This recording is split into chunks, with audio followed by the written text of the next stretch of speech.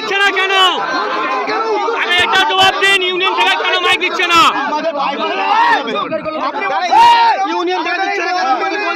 আমাদেরকে লিখিত দিন, কেন মাল দিচ্ছে না তাহলে?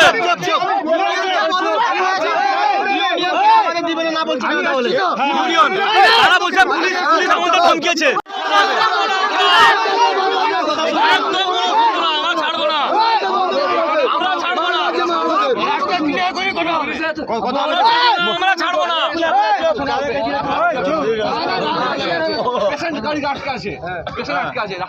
আমরা অনেক পেশেন্ট ছেড়ে দিয়েছি স্যার, অনেক পেশেন্ট ছেড়ে দিয়েছি, অনেক পেশেন্ট।